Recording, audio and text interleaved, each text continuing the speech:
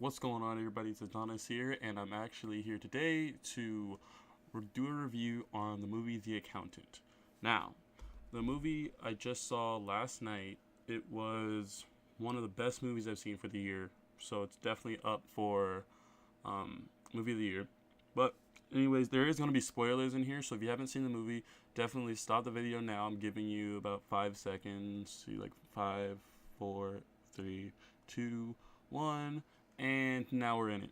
So, if you have seen the movie, you know how good this movie is. It's an amazing like story, and a lot of people were saying that the plot isn't as good just because like it didn't make much sense, but I found it new and interesting, and people were like, "Oh, it was too easy to see," and it was like, "Okay, most movies are too easy to see. You know, you know that uh, the main character is always going to win at the end. So what's the point of knowing the movie? Or if it's a scary movie, you know they're all gonna die. But anyways, so if you want a quick little tip, I'll give you a little tip on it. It's so basically this is an autistic um, person played by Ben Affleck who did an amazing job, and basically he grew up in a really bad home. His mom left. Uh, Sorry about that. My throat's kind of getting to me. He grew up in a really bad home, and his brother's the only one there to actually help him with his dad.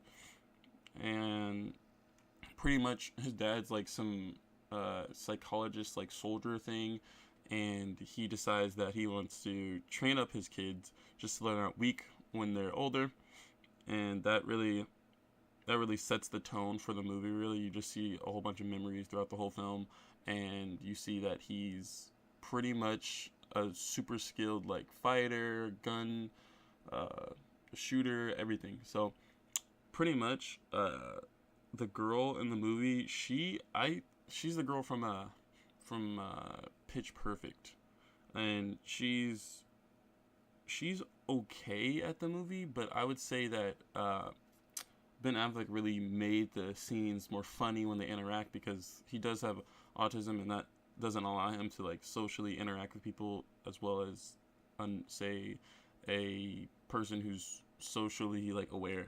I don't know.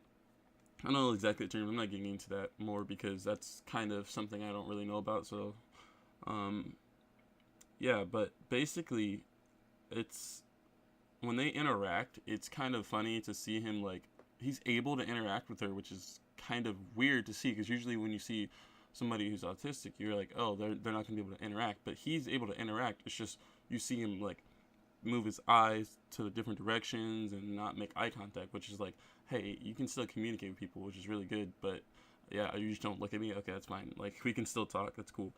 But yeah, it's just really weird seeing them interact with each other, and then like seeing how he's changing her thoughts on life and how she's like the only girl he's ever say was her. So it's like a change. Um, Throughout the whole film, I was going back and I was seeing that I was like, hey, is this guy Batman still or what? Like this man has like he was like still doing the League of Shadows moves and everything. Is crazy.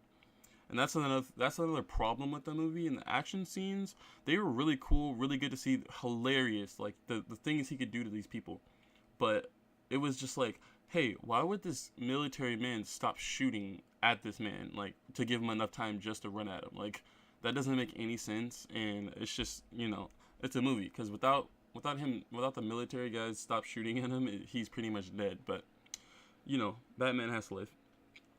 Um, in the movie, they go back in a time where they went to his mom's funeral after they left when he was an adult, and then apparently the dad died, which didn't make much sense because the dad did not need to die in that movie, and I feel like he shouldn't have died, and they should have shot him, not the dad. The dad wasn't really doing much. He was actually the one swinging hands and throwing hands at people, so I feel like he should have been the one who probably got shot. But they shot the dad just for him to be gone.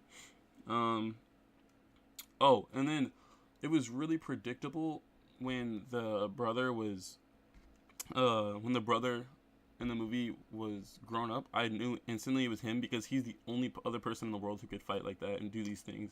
So shout out to my boy Shane from Walking Dead, because he finally, like, he's perfect for the role. Like, the casting in this movie was great, except for the girl. I think they could have picked somebody a little bit more um, emotional, like, I don't know, just a better emotional actor, because she's more of a funny actor, which is kind of like only because of her past roles, so I couldn't really take her that serious. But yeah, that they picked Shane from The Walking Dead, who's the brother, and I knew instantly he was a brother as soon as they got split up, because uh, he was he was he was talking to the main bad, or not really a bad guy. That's another problem with the movie. The bad guy really isn't a bad guy. He's more of a guy who's just trying to do something with his company and has really nothing to do with the account at all. He wasn't really doing anything but taking his own money and then gonna put it back later. So it wasn't really that big of an issue. Um, yeah, but the brother was hired to protect the boss guy from his own brother, the accountant Ben Affleck. And the whole time I knew, as soon as, because in the memories they went back, he was like, oh, they would have a bully say, hey, you're a freak, to Ben Affleck. And then when the boss said, hey, this accountant's a freak, he can't even talk to you. He's like, oh, how does he speak? How does he do this? I instantly knew, hey, that's the brother. And it was just like a really good story, honestly. Like, they could have did a little bit better on hiding the fact that he was his brother, but we're not gonna go there because, oh well.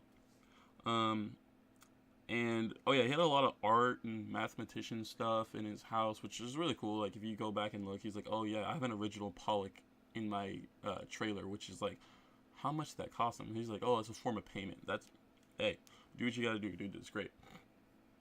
And then by the end, we see the person who's been helping him. Like, it's like kind of like Iron Man's Jarvis, or Friday, whatever they call it.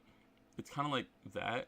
It's the girl who's like talking to him on the phone, and then once you see her, you automatically know that it was. Once you figure out what she does at this place where he donates a lot of money to this place, like millions of dollars. Once you see that, you know instantly it's her, because every time in the movie she's calling, it goes a hard sigh. So that means she was typing from a computer, because a computer can't do you gotta type it out. So that's why he could understand it. And it was a lot easier for him because he is autistic, so sometimes he can't understand people's emotions, but he's trying a lot harder. But you can automatically tell she was running the whole operation the whole time, his childhood friend. And at the end he was like, oh, she has a supercomputer that can hack into the Pentagon. Yeah, so this other autistic lady who has been a childhood friend with him is running his entire operation, which is amazing. And I think that's really cool. And I honestly give this movie probably I would probably say an 8 out of 10, just because of how original this movie is, and like how, I don't know, there's probably an old movie out there that's just like this, but how original this movie is for this time. Like, Ben Affleck did an amazing job acting. There was not one time where I thought, oh, hey, this man is faking this. It really felt like he couldn't really socially interact with people, and it wasn't like, oh, I'm acting weird. It was more, I'm acting in my natural state. So he did a really good job. He gets out of 10 out of 10. Yeah, just basically the plot and everything was my main issue with the movie. It was kind of non-necessary to tell the story. Like, I feel like there can be an Accounting 2 where the brother and the accountant get together and fight together, but this main movie was just kind of more of a backstory and just to see what he does every day. And then the whole FBI thing was just ridiculous and didn't really mean anything. Like, they didn't need to do much with that. It was more, hey, we need to put some more actors in here. Let's put the guy from Spider-Man in here. But yeah, that's why I give it an 8 out of 10. There was just the whole entire investigation of the accountant was completely ridiculous. They never found him. They never even got close to him. So what is the point of putting that in the whole movie? Like, yes, he's untouchable, but at the same time, you don't need to put that in the movie. It's a waste of money, actors, and resources that you could use on a different portion of the movie, like maybe a better bad guy or something else. But anyways, if you guys like this review, like, share, subscribe. I'll do a lot more movie reviews because I love movies, and you guys should definitely check out the rest of my videos on my channel. And thanks for watching. This is Adonis signing off.